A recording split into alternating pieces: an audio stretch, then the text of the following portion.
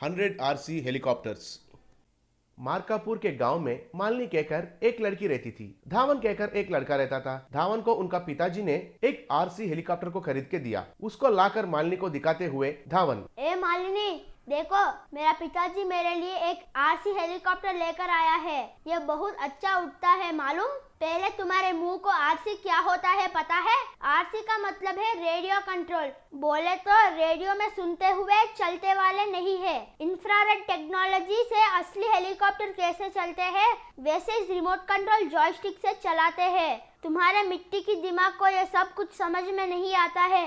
कहकर उसको हवा में उड़ाया। उसको देखकर बहुत उत्साह होकर मालिनी धावन से, वाह धावन, तुम्हारा आरसी हेलीकॉप्टर तो बहुत बढ़िया है। एक बार मुझे भी दो ना, मैं भी उड़ाती हूँ, कहकर पूछी। लेकिन धावन ने नहीं दिया था। अगले दिन मालिनी 100 आरसी हेलीकॉप्टर्स को लाकर एक मैदान में लगाकर धावन को दिखाई। उन्हें देखकर हैरान होकर धावन, अरे ओ मालिनी, इतने सारे आरसी हेलीकॉप्टर्स तुम्हें कहाँ से मिले हैं?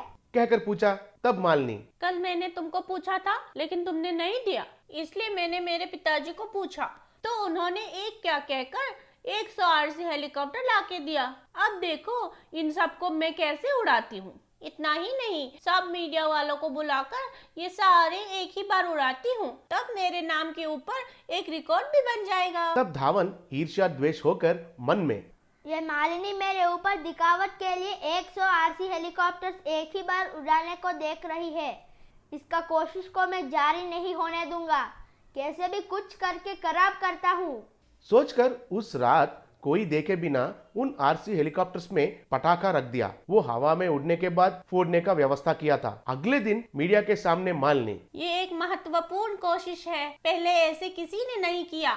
मेरे पिताजी को और मेरे गांव को अच्छा नाम कमाना है कहकर मैं ये फीट करने वाली हूँ। कहकर उन सब हेलीकॉप्टर्स को एक ही बार हवा में उड़ाई। बस एक ही बार 100 हेलीकॉप्टर्स हवा में उड़े। ऐसे वे हेलीकॉप्टर्स हवा में उड़ने के बाद एक फोड़ने लगे और आजू बाजू वाले दुकानों पर, घरों पर गिरकर आग लगकर पूरा जलने लगे। उसको देखकर लोग हैरान होकर, बाप रे, भागो, सब भागो, आग लग गई है, आग, ये आग आपके घरों के ऊपर और दुकानों के ऊपर फैलने मत दीजिए। कहकर सब लोग उनका सोच में जो आया वैसे उस आग को बुझाने का कोशिश करने लगे। बाद में मालिनी को और उनके पिता मोहन मिश्रा को सब लोग गालियां देने लगे। एक, क्यों भाई मोहन, ये तो बच्ची है, लेकिन तुम्हारी बुद्धि कहाँ गई है? तुम्हारे वजह से देखा गांव वालों को कितना नुकसान हो गया है। गांव का नाम रोशन करेगा बोलकर पूरा गांव को जलाकर राख कर दिया। अब इस नुकसान को कैसे भरोगे? कहकर पूछा। तब मोहन को क्या करना है कुछ समझ में नहीं आया और उनका पूरा संपत्ति को बेचकर सबका नुकसान चुकाकर उनकी बेटी मालिनी के साथ उस गांव को छोड़कर जा रहा था।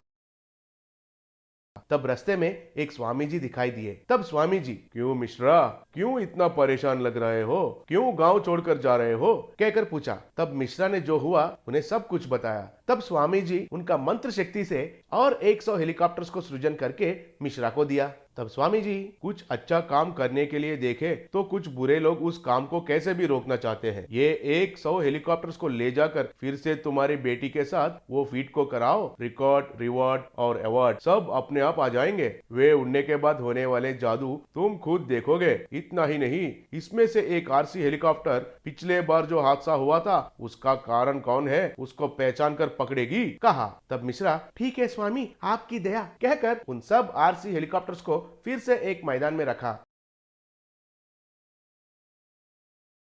उसे देखकर लोग फिर से गुस्सा होकर, क्यों भाई मिश्रा, पूरा संपत्ति को बेचकर गांव से भाग गए हो, फिर भी तुमको अकल नहीं आया है क्या? फिर से 100 हेलीकॉप्टर्स को लाकर तैयार हो गए हो। इस बार किसको जलाने के लिए देख रहे हो भाई? गांव में किसी को भी चैन से नहीं रहने देते हो क्या? जला दो, सबको जला दो, तब तुम और बेटी निश्चिंत से जियो, कहकर डांटने लगे थे। फिर भी उनका बातों को ध्यान नहीं दिया और उनके बेटी से मिश्रा, देखो बेटी, लोगों की बातों को दिल पर मत लो। स्वामी जी ने कहा था ना, तुम पहले इनको उड़ाओ, फिर क्या होगा देखेंगे। कहा। तब मालिनी एक ही बार सब आरसी हेलीकॉप्टर्स को उड़ाई। तब उन हेलीकॉप्टर से सोने के सिक्कों की बारिश गिरने लगी। सब लोग अपने दुकान के ऊपर गिरे हुए सिक्कों को इकट्ठा करने लगे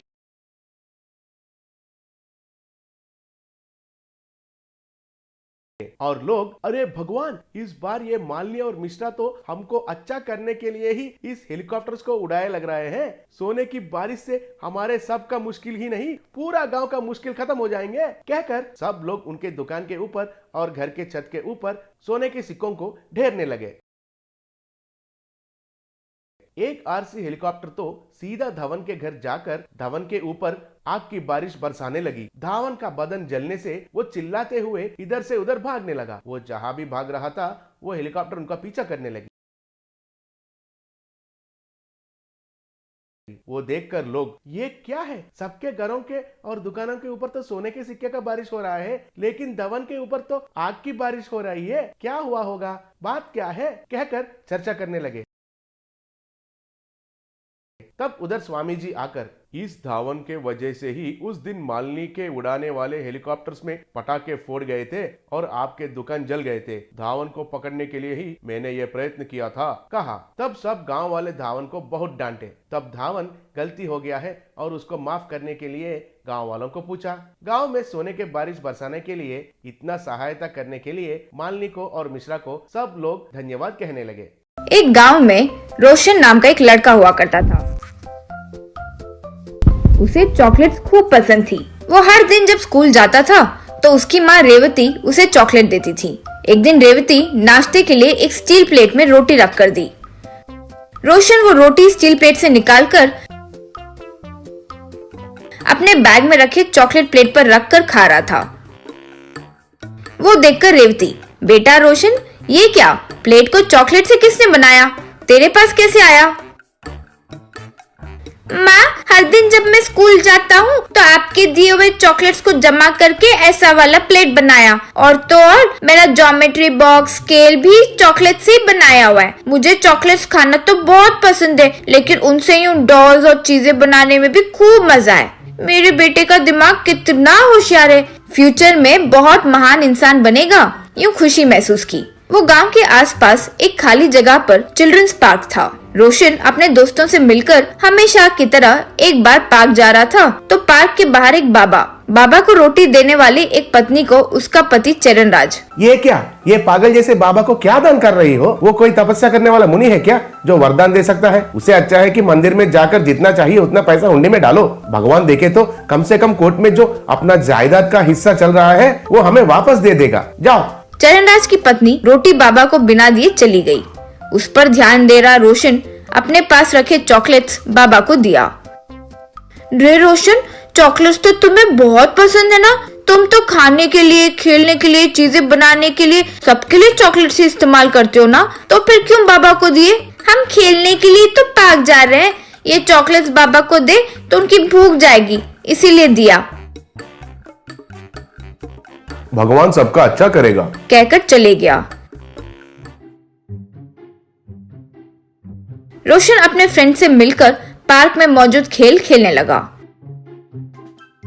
इस तरह हर दिन रोशन पार्क जाते वक्त यूं बाबा को चॉकलेट्स देते देख बाकी के बच्चे भी बाबा को बिस्किट्स, चॉकलेट्स देने की आदत बना चुके थे। कुछ दिनों बाद चरणराज थोड़े गांव वालों को पार्क के पास लेकर आया और पार्क के पास आसपास वाली जगह दिखाते हुए चरण, देखो भाई लोग, ये खाली जगह हमारे पूर्वजों की है। हमारे दादाजी को बच्चे बहुत पसंद थे, इसलिए ये पार्क बनवाए। ये गांव के लोग इस जगह पर आकर खेलते हैं और इतना आदत बना लेते हैं कि गांव वाले इस जगह को अपना मान बैठे हैं, इसलिए मुझ पर केस डाले। अब मैं केस जीत भी गया हूँ। कल ही मेरे पास कोर्ट के ऑर्डर्स भी आ जाएंगे। वो आने के बाद इस जमीन को साफ करके इस पर फैक्ट्री बनाने के लिए बेच दूंगा।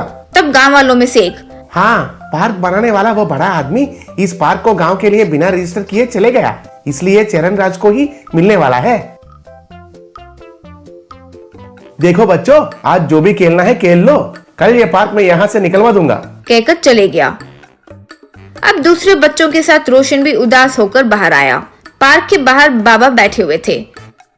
रोशन बाकी बच्चों के साथ बाबा को चॉकलेट्स इत्यादि दिया। बाबा, कल से ये पार्क नहीं होगा, हम में से कोई भी ये गांव के अंत तक नहीं आएंगे, आप भी कहीं चले जाइए। बच्चों, आप कुछ फिक्र मत कीजिए, ये पार्क कहीं नहीं जाएगा। आप सब कल आइए, मेरे यकीन कीजिए, भगवान सबका भला करेगा। अगले दिन बाबा की बातों पर यकीन करके सारे बच्चे पार्क के पास आए। हर बार की तरह ही रहने वाले पार्क को देखकर बच्चे चौंक गए और बाबा को चॉकलेट्स दिए। बाबा चॉकलेट्स लेकर उन चॉकलेट्स को पार्क में डाला। तब पार्क में मौजूद सारे आयरन स्लाइडर्स, आयरन सीसॉ, झूले सब चॉकलेट्स में बदल गए। फिर इस चॉकलेट पार्क को बच्चों को दिखाते हुए बाबा, ये पार्क चरण राज के दादा बनवाए चिल्ड्रंस पार्क नहीं है, भगवान का दिया हुआ चॉकलेट्स पार्क है। जाइए खेलिए, ये हमेशा आपका ही होगा। बच्चे खुशी से चॉकलेट पार्क में खेलने लगे। इतने में चरण राज फैक्ट्री ओनर प्रकाश राज को वहाँ लेकर आया और, सेठ जी, यही मेरा जमीन है। मेरे दादाजी ने इस चिल्ड्रन पार्क को बनवाया है, लेकिन किसी के नाम पर रजिस्टर नहीं किया, इसलिए ये मेरा हो गया। आप अच्छे से देखिए और पैसे भरिए। मैं कल ही आपका नाम पर रजिस्ट्रेशन बनवा लेता हूँ। आप आराम से फैक्ट्री बना सकते हो। देखो चरण, जो तुमने कहा कि कोर्ट ने अधिकार दिया, वो तो चिल्ड्रंस पार्क के लिए है, लेकिन यहाँ तो चॉकलेट पार्क है। एक बार डॉक्यूमेंट्स दो। फिर चरण राज के पास मौजूद कागजात को देखा। सॉरी चरण राज, डॉक्यूमेंट्स के हिसाब से पार्क में मौजूद तो आयरन के झूले, शीशा सब होना चाहिए। यहाँ तो सब चॉकलेट्स है। रियलिटी और डॉक्यूमेंट्स मैच नहीं हो रहे हैं। ऐसे लिटिगेशन वाला जगह पर फैक्ट्री हम नहीं बना सकते हैं। सॉरी, आपकी जगह हमको नहीं चाहिए। और तुम्हारे लिए एक सलाह है, फ्यूचर में भी इसको कोई नहीं खरीदेगा, कहकर चले गया। ये शौक से चरण राज वहीं बेहोश हो गया। रोशन बाबा को देखा। भगवान सबका भला करेगा।